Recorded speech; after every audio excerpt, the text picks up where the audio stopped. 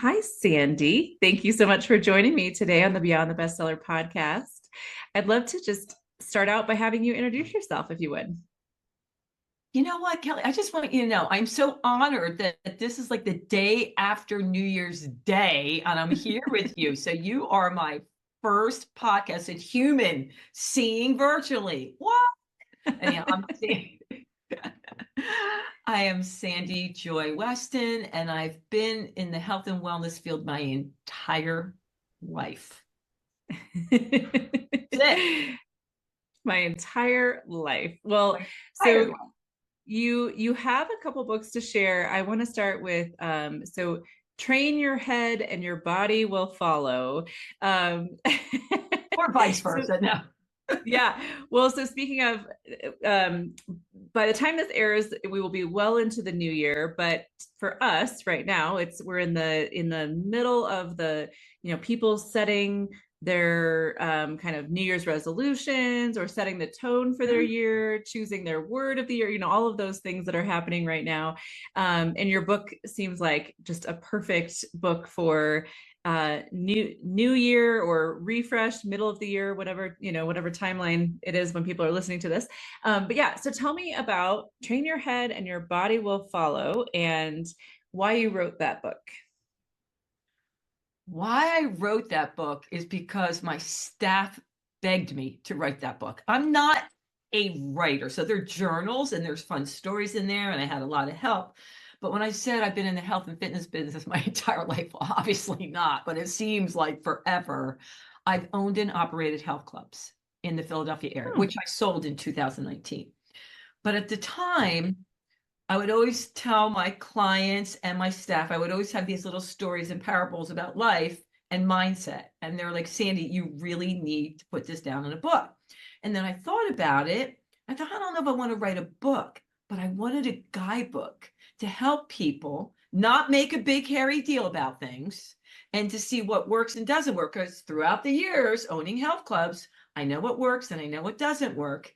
And how could I create a guidebook to get them in that positive, powerful mindset? Now, when I started out, Kelly, I thought, okay, no big deal. But then I ended up researching. I know it sounds crazy. It must have taken me 6 years to write the first book, because when I started out, I interviewed over 100 people that I thought exuded pure joy, and I wanted to see what worked and what didn't work for them.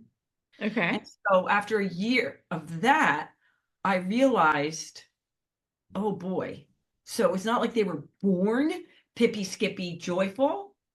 They were people that every single day they did something Mm. before they showed up in the world. Now, this was years ago. And so this was like, oh, I'm on to something. So every one of these people that I felt exuded pure joy, and they're all different types of people, no matter what, they all had different routines. Some of them took a few minutes, few hours. It was so important to them that they decided how they were going to show up in the world. They didn't let the world knock them around quite so much. So then after I did that, I thought, okay, cool, cool, cool. I have all these facts. And I already knew that the mindset was so powerful because all my clients that I so happen to work with all got results. And everybody would say, well, why they get results? I'm going, because I played with their minds first, you know? Hmm. And once I got them into that, then I knew they would be lasting effects, which was important. But I needed the science behind it. So then I took a few more years and I met with what I call the powers to be. And I gathered them in one of my high, I think it was the Center City Health Club. And it was like neuroscientists, exercise physiologists, sports psychologists, positive psychologists, gurus, and spiritual leaders. And I wanted them bring them together to say, can we form something that could help people get into this positive, powerful mindset if they didn't already have a routine? So we created something that took 5 minutes a day. We put it out there into the world for another year, and it failed big time. One Mm. person did it consistently. And so I went back to the drawing board, and somebody said to me, I think it was Dr. Kendrick, who's the head of Temple University Exercise Physiology Department. Well, of course they're not going to, Sandy. I'm like, what do you mean? He goes, nobody's going to take 5 minutes a day to do something they already don't believe. They're not going to take that leap of faith. They're thinking, well, this is going to make a big difference. Make it 1 to 3 minutes. and now they'll do it. So I went back and voila, they would do it. So I created a journal book, guidebook that only took 1 to 3 minutes a day. And that was Train Your Head, Body Will Follow. Now you're saying, that's great. That's awesome. People, they're so into that. No, they thought I was cuckoo for Cocoa Puffs. Nobody would publish me. Like back then, there wasn't the great publishing that there is out there that you can self-publish or do hybrids.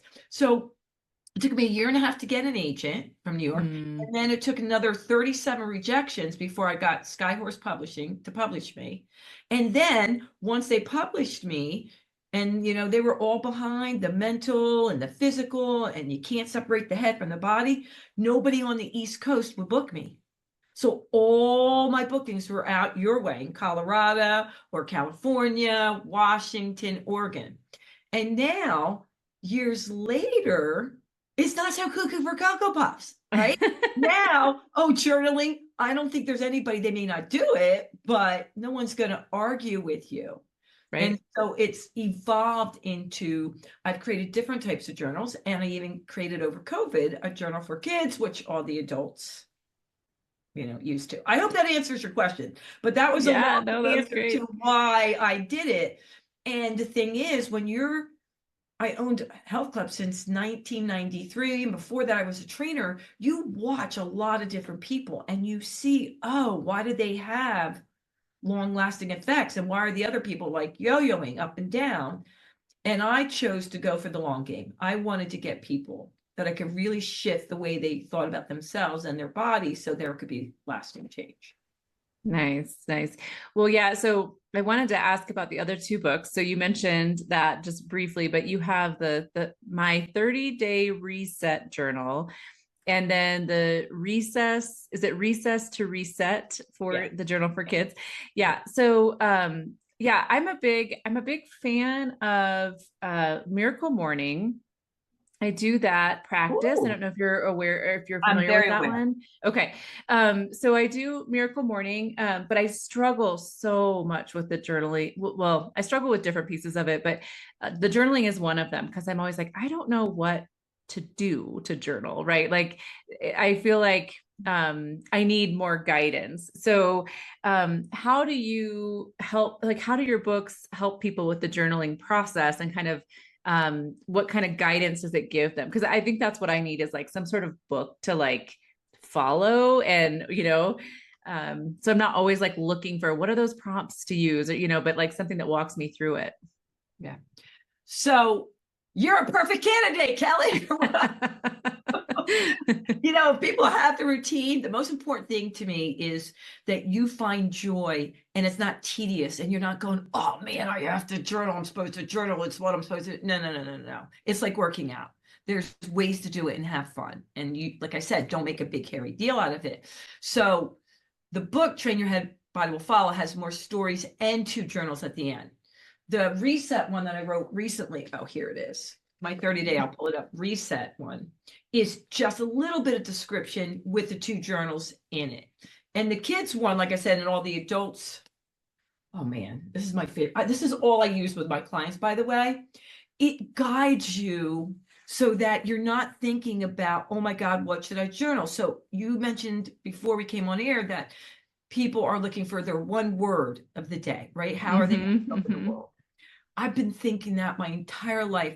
My whole purpose when I get up in the morning is, what's my word going to be? So I might have an overall word. Let's say this year it's abundance, but then every day, how am I going to show up? And I'm tuning into how I'm feeling that day. Like if I'm not feeling pippy skippy, I'm not going to say pure joy. I might just say ease and flow or peace. So all the journals are not taking a long time. It prompts you and guides you so that you're looking at what your power statement is. What do you want to accomplish that day? And it has little guides so you can reflect in the way you want to reflect. It also, you might want to draw and have stick figures, and create it through drawings. So it matches where you are, that it can't possibly take more than 3 minutes. Now, let's say you say, Kelly, well, I have more things I want to get out. What some people use journaling just to get out all the thoughts in their head, good, bad, or ugly. I call that scribble scrabble or a brain drain. So the journals have places for that. If you just want to go, listen, stream of consciousness. And That's very helpful for people. Other people are like, yeah, I don't want to do that. So you should make it work for you. And then there are people then that take this journal and they go on to something else because they really want to do a master plan and what we talked about, setting goals and incentives and really looking at things, but not everybody's that way. And it doesn't have to be that way. Like, I can't wait to come downstairs and write in my journal. And I'm not someone to spend 45 minutes. I'm not someone to spend 45 minutes meditating. Not that there's anything wrong with that. But everything I do, it takes a minute to 3 minutes, and then it jump starts my day. Yeah. Yeah. So your approach, or I guess I don't know what the approach is, but like you're connecting the journaling with your maybe your physical practice, whatever that is, like your exercise or whatever. It that is similar to Miracle Morning, where he has Hal Elrod. Part of Miracle Morning is exercise and journaling and all the things. But I'm curious what your take is on what is that connection between the journaling piece and your physical, I guess your physical health. How do you connect those two? Okay, so I want to go through really quickly what my morning routine is, and I just did a TEDx talk about it. Okay, so every single morning, a few seconds before I get out of bed, I just do a scan of my body, how am I feeling, and how I want to show up, right? Whatever it is. And if it could be joy, it could be love, it could be peace. I come downstairs, and even if it's freezing cold, even in the winter, because I live in the Philadelphia suburbs, I go outside and I just put my hands on my heart, love, hold my hands, peace, and then joy, for like fun hands, like jazz hands. And I do movement, words, and laughter. I create a little dance every morning. So I move. When you move, you rewire your brain much quicker. It's all connected. So you're going to get it in there, those messages, and shift your energy out of negative pop. You can't help it when you're moving. It's impossible. And so I do a little routine that is movement, words, and laughter every single day that takes a few seconds. It could, like, I do a dance right now. It's like, I am strong now. I am loved now. I am powerful now. I'm filled with joy and abundance. And then I come in and I write really quick in my journal about how I want to show up today, what I want to accomplish, how am I going to be service to others. It's so quick. But then throughout the day, I only check in now every other hour. I get up and move. For me, it's dancing. You could do calisthenics. You don't. You could go out and just move around on your front porch. As soon as you move, you're shifting your energy, and it's chemically impossible for you to stay. Now, if you're really down, you may not be like, yay, I love life, but it's going to shift out, and it's going to shift out in a few seconds. That's why I keep saying it's great. People that get up in the morning at 5:30 or 5 whatever, and they run and they walk and they do their whole workout. Awesome sauce, because you're going to start your day. There's other people that go, are you kidding me? And you don't have to. I just care that you do a little movement, because when you move and you say any kind of power statement, you have to shift your energy. It's impossible. And then start your day. So I don't look at any electronics. I don't check my phone. I don't do social media. I spend those few minutes, and then some days it's longer. And then I look at my phone. And then, because there's nothing, Kelly, and we know this, but we get trapped. If you get up in the morning, the first thing you do, check your phone. No. Connect to you, your heart, whatever your source is. There's nothing more important than how you choose to show up in the day. And we know that. But for some reason, even the most connected people get out of the habit. So what I've created is, okay, something that's only going to take you a minute or a couple minutes, so there's no excuse. And then if you want to add in, God bless. The miracle. There's so many. I'm not about like my system is the right system. No. I don't care how you connect, whatever way you connect, but don't make it like, because you could do what I do in the bathroom, do it in the shower. I don't care. Yeah. No, I love that. So I do the miracle morning practice, but I've struggled. I can't remember when I started, maybe 2 or 3 years ago, where like I started, but then stopped and started. I've kind of had this like love-hate relationship with it. For one, I love it, but I also struggle with feeling like I can't do all of the piece like it, you know, he says in the book, he says that you can do that like in, 1 minute. There's six parts to the miracle morning practice. And he says that you can do all of that. Like you can spend 1 minute on each thing, right? But I do exercise as one of my, exercise is one of them. But he said, you could do jumping jacks for a minute and that's, you get whatever. But I do a whole exercise. So then by the time I do that and then do my reading and then try to journal and then like, I'm like, oh my gosh, like it's been an hour and a half of the morning, right? Like, It can be. And there's some people that do that. Hour and a half, 2 hours. I'm like, I need to get on my phone. I need to like start checking I gotta start doing stuff. Anyways, so I've struggled with that. But this year I'm starting a new approach to it where like I've just kind of decided like, okay, this is what I'm gonna try this year and see how it goes. So we'll see. But I like the idea though that you create that routine and it can be just a couple minutes, 1 to 3 minutes, whatever. And that's what you're committing to. And like you said, if you want to add to it, but like just kind of starting with something simple. Yeah, I can tell you from so many years of seeing the people that succeeded at reaching what their goals were. And I don't do a lot with resolutions, but we set intention. So I really believe you want to reflect. That's why there's every week you're reflecting what worked, what didn't work, and what can I improve on? Like even in the kids' journal, what worked, what didn't work, what can I improve on? The people that took little, and I know it sounds crazy because now there's so many books about it, but the little steps forward, they were more likely to reach the goals, that they thought were, oh my God, too big. Yeah. But every year, the same people who come in, who go from couch potato to 7 days a week, it's unrealistic. First of all, they hate it. That's not them. They don't want to do it. And they never took time to discover what they really enjoy. And so for me, I know it's hard because you're like, oh my God, that's it. It's New Year and I'm going to work out. No, you're not. You're not. So if you say, okay, I'm going to work out and go to the gym 5 days a week, what are your bare ass minimum? What are you going to really enjoy doing? A few minutes, and then you accomplish it. Your brain is very tricky. It's the devil, and it doesn't want to get you in harm's way. So if you haven't done something like, wait a minute, we don't want to do that. And you'll go back and you'll reset yourself to your old routine. But if you see success, like I'm going to do 5 minutes every day. Damn, I did 5 minutes every day. Now you're rewiring your brain. Oh, now I'm going to add another 5 minutes every day. Then it rewires it. And what I knew innately from how I lived my life and watching the people that I trained at the clubs, which were thousands and thousands of people, I knew innately that it worked, but now there's science to say that's the way it works. So you have to see success. And then your brain goes, oh, okay, this is okay. You're like tricky. Okay, now this is okay. Now we can add a little more. And plus you also want to do it in a way. That's why when I set the kids journal to all the parents and grandparents, it didn't even get to the kids. Because in it, they love the fact that there are all these little bubbles and daily focus and power message and express yourself. And it made them feel like, oh, I'm a kid at heart. So now, like I said, we're going to remarket it because it made them feel joy, which is what it should be. And having fun with it. A good time. Yeah.